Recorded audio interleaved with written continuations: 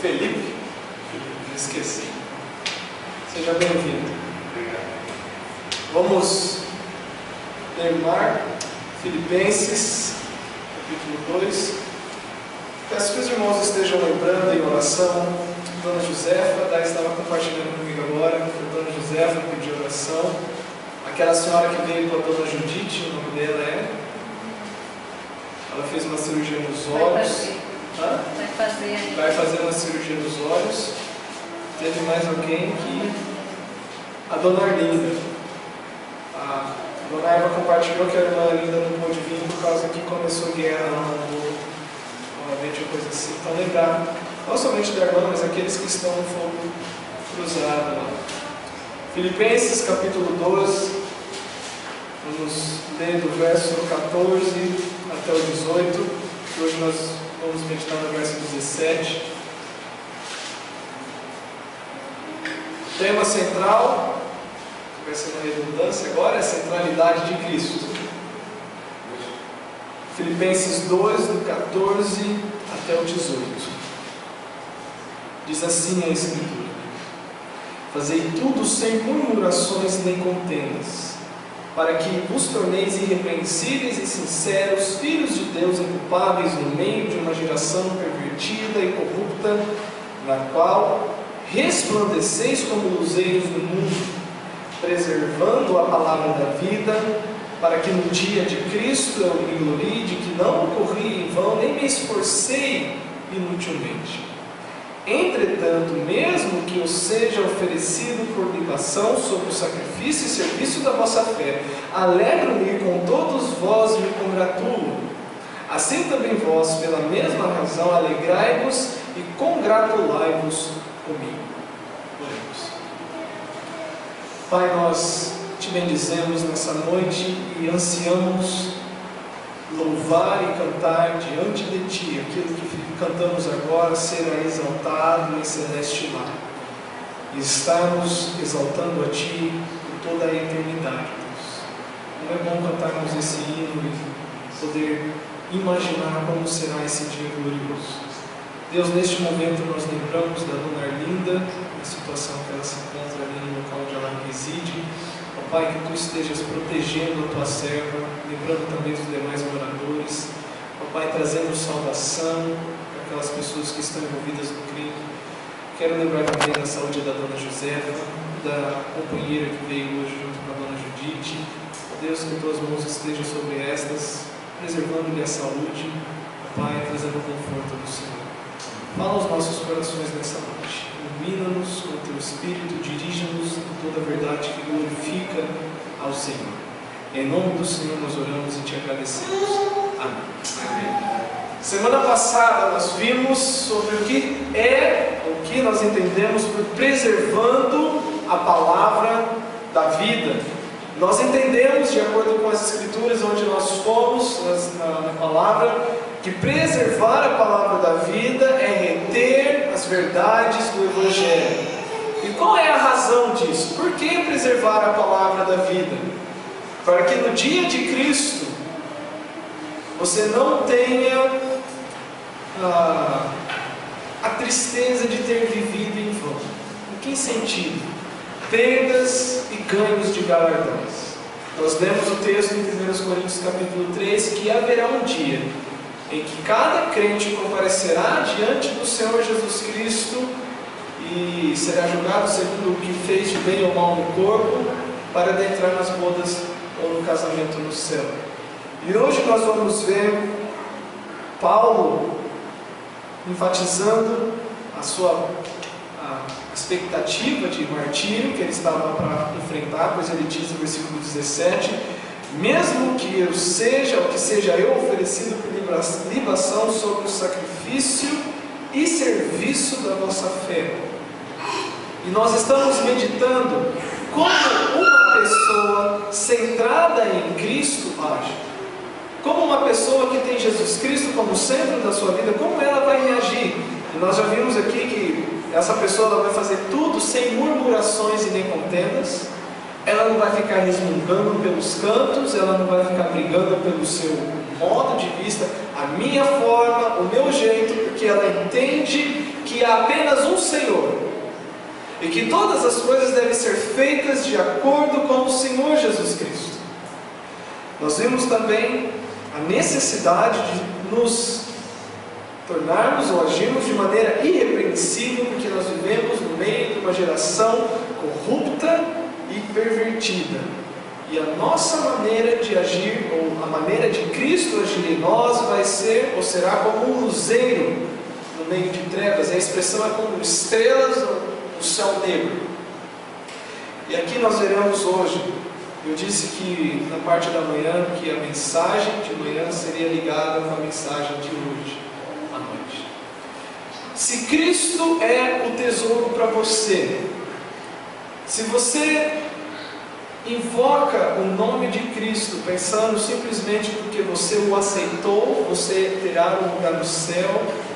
Lembra que nós tratamos que o Evangelho não deve ser apresentado dessa forma, que o Evangelho não é um ticket, ou no nosso contexto não é um Rio Card para ir para o céu, mas o Evangelho é um convite para se relacionar com Cristo.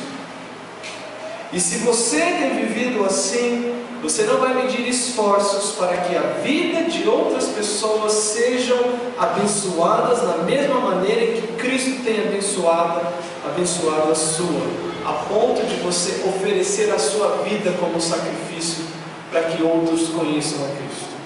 A essa altura, Paulo ele estava preso e ele sabia que a morte lhe aguardava. E quando ele diz ser oferecido por libação, vamos para Números capítulo 28 que nós vamos entender melhor.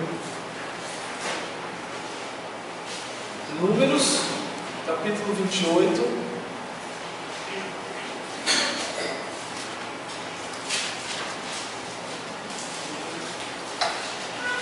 Nós vamos entender onde entrava essa questão da libação. Vamos ler do 1 até o 10. Números 28, do 1 até o 10.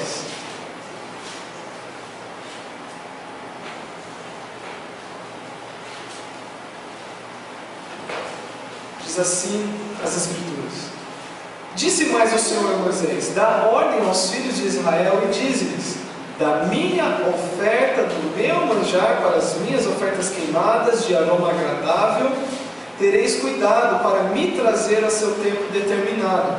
Dir-lhe-ás: Esta é a oferta queimada que ofereceis ao Senhor, dia após dia, 2 cordeiros de 1 ano sem defeito em contínuo holocausto.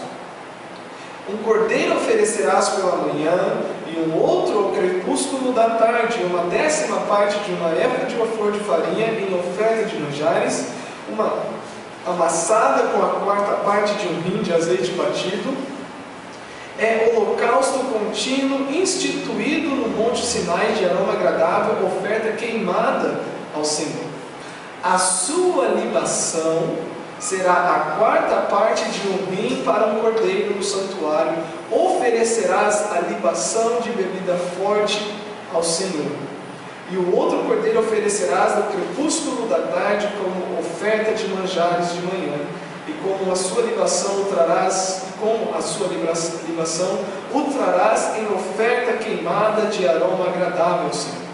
No dia de sábado oferecerás 2 cordeiros de 1 ano sem defeito e 2/10 de um éfa de flor de farinha amassada com azeite em oferta de manjares e a sua libação. É o holocausto de cada sábado, além do holocausto contínuo, a sua libação. Agora vocês entendem o que Paulo está querendo dizer aqui?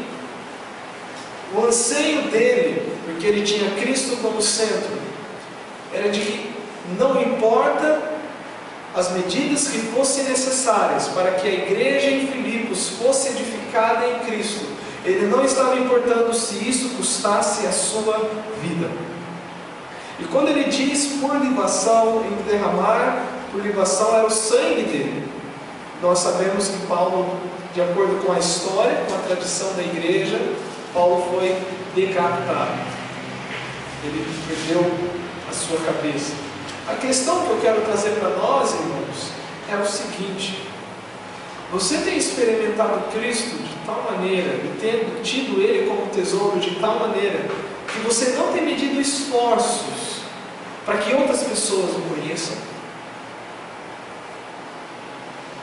Você não tem se importado com o custo ou o sacrifício que demandará você se entregar para que outros conheçam a Cristo? Porque é essa a medida que Paulo está tomando aqui. Entretanto, mesmo que eu seja oferecido por libação sobre o sacrifício e o serviço da vossa fé, do vosso conhecimento, da vossa certeza, da vossa confiança, eu estou disposto a ir até as últimas consequências, para que vocês sejam agraciados e abençoados pelo Senhor Jesus Cristo. Sacrifício deve ser a primeira palavra no dicionário do cristão. E para aqueles que estão buscando ter Cristo como tesouro, o sacrifício será uma consequência. Para aqueles que estão buscando viver uma vida cristã da maneira como ela deve ser vivida, não como uma encenação e nem como um teatro, mas com poder e debaixo da direção do Espírito Santo, como nós já lemos outras vezes aqui, como é dito em 2 Timóteo, todo aquele que quer viver piedosamente em Cristo Jesus será perseguido. Irmãos, nós devemos fugir de querer acondicionar a nossa vida a certa tranquilidade. Eu não estou dizendo para que você saia aí com um chicote se autoflagelando, que você saia no meio do bar chutando todo mundo lá e falando, não, você vai para o inferno. Não é isso. Não é que você vai buscar trazer tribulação, mas se você tem procurado e evitado ter certo tipo de comportamento que vai lhe trazer tribulação, que vai lhe trazer perseguição, Cristo não está sendo o centro da sua vida. O Senhor Jesus não tem sido o tesouro e Ele não tem sido o alvo maior da sua existência. Irmãos, ontem nós fomos fazer evangelismo.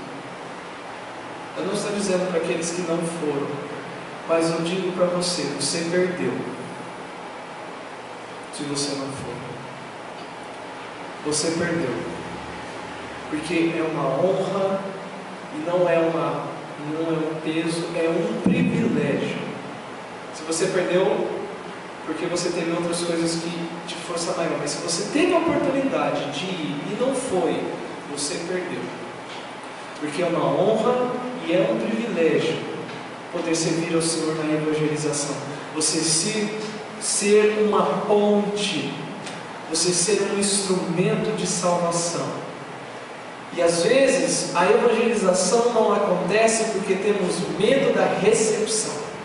Eu não quero ouvir um não, eu não quero ver cara feia, eu não quero ser xingado, eu não quero ser agredido.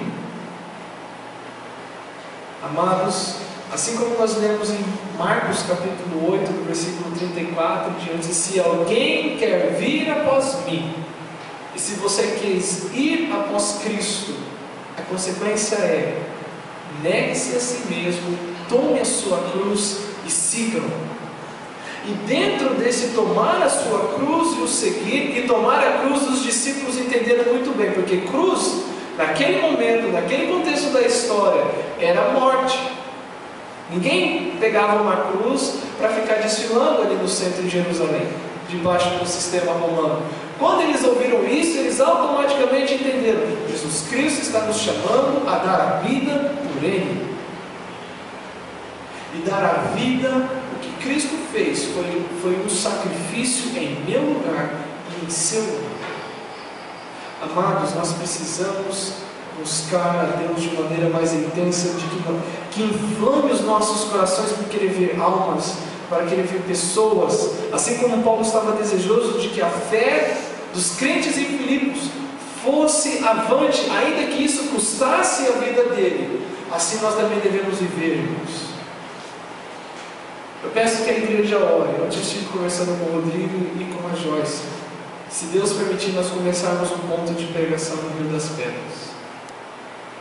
nós precisamos expandir mais.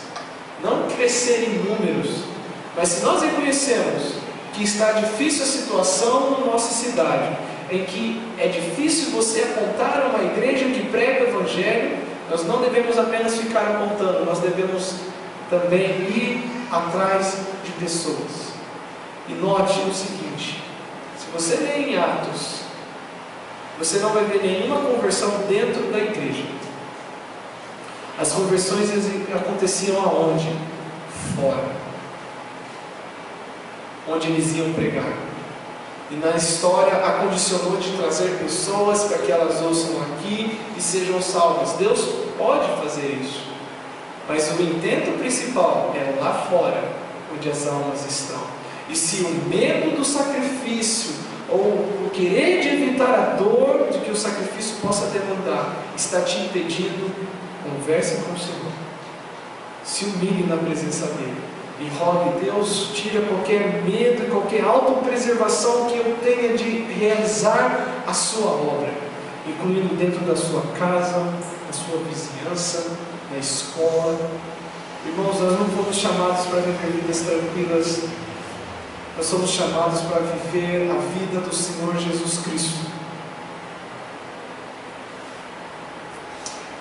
Paulo ele diz no versículo 17: mesmo que eu seja oferecido por libação, derramado por sobre o sacrifício,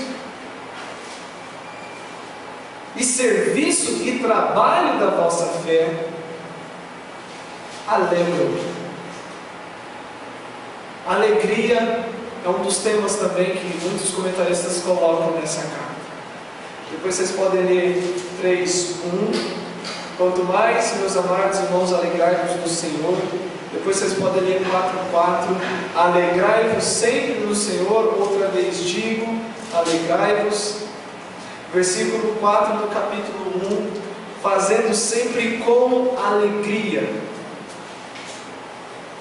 Paulo só estava dizendo essas coisas assim, direcionado pelo Espírito Santo, mas você pode imaginar alguém falar isso com tristeza?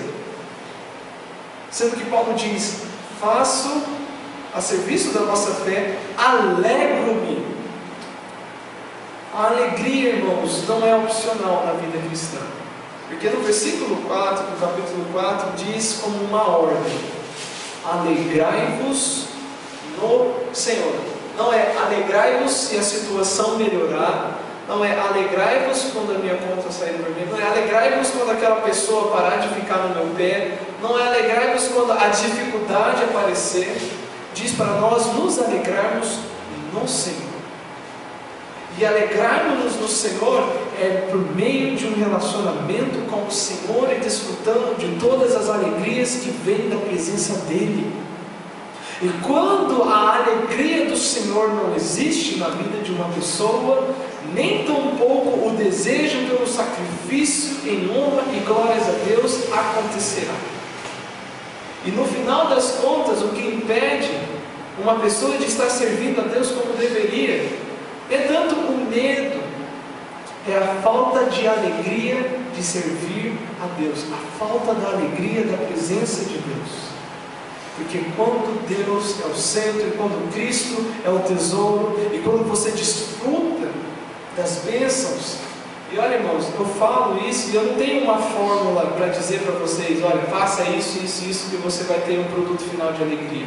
Isso é muito particular, isso é muito pessoal, isso é de você com Deus. Ninguém pode te dar isso, ninguém pode chegar e impor as mãos sobre você e receba a alegria do Senhor.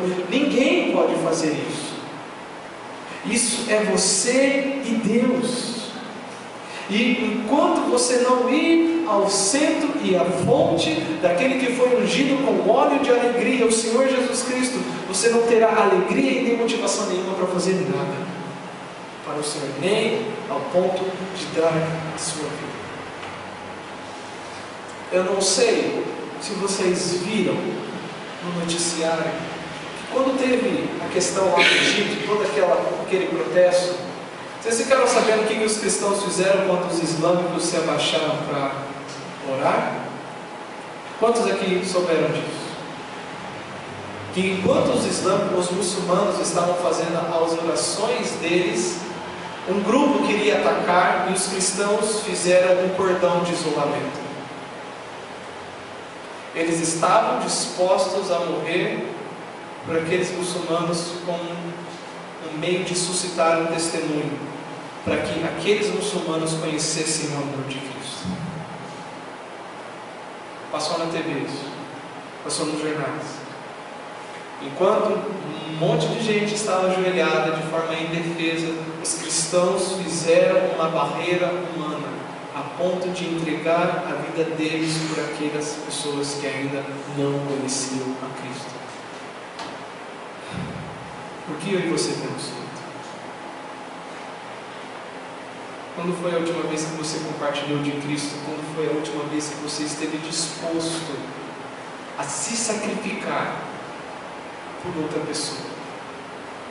Pode ser até aqui na igreja mesmo, porque aqui Paulo está falando no contexto da igreja continuar crescendo, e às vezes algo possa ser requerido para que seja feito um estudo, para que nós possamos ter um tempo, e aí não há aquela disposição: poxa, se eu for lá, vai me pesar isso, outro, mas eu sei que se eu for também vai ser bom, porque vai ser bom para a presença, para a comunhão.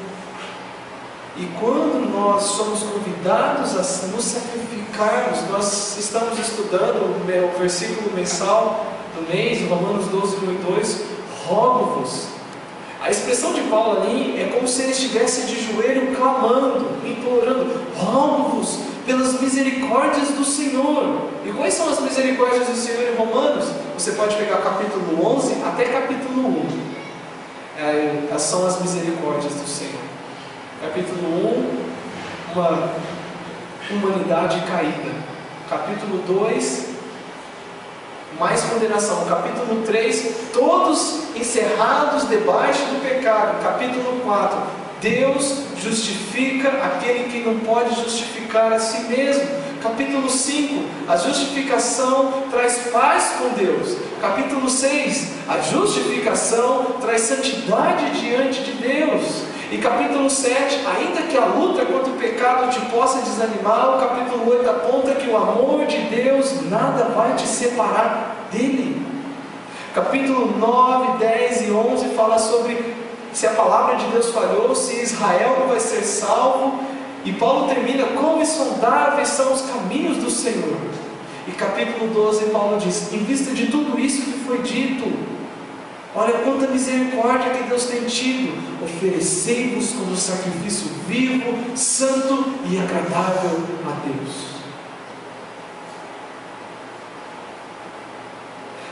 Nós devemos, irmãos, não por obrigação e não por peso, mas com um culto racional, entender o que Cristo fez por nós. E esse entendimento gerar alegria, e essa emoção gerada gerar o serviço. Mas para isso, nós vamos voltar àquele ponto básico que eu não vou me cansar de falar. Se você não tiver o seu tempo de leitura, o seu tempo de oração, tudo isso que eu estou dizendo vai soar como música, como nós lemos em Ezequiel hoje. Vocês vão falar nos muros, nas praças, vão comentar, vão chamar as pessoas para ouvir, mas nada disso vai ter valor se você não colocar por obra, se você não praticar. Eu sei que tem dificuldades, irmãos, eu não estou falando isso como se a vida de todo mundo fosse um mar de rosas, mas se você não provar o sacrifício por Cristo, você não vai provar o doce e a alegria da presença dEle. Então, se você levanta cedo para trabalhar, levante mais cedo para ler. Eu não tenho tempo, não sei o que. Deus vai providenciar um tempo para você, mas Ele vai providenciar se você querer esse tempo com Ele. Eu começo a orar, no telefone toca, começo a orar isso, aquilo. Fuja do local que possa te impedir. Vá para o meio do mato, vá para uma praça. Se você mora aqui na freguesia, tem um bosque. Desliga o telefone, deixe tocar.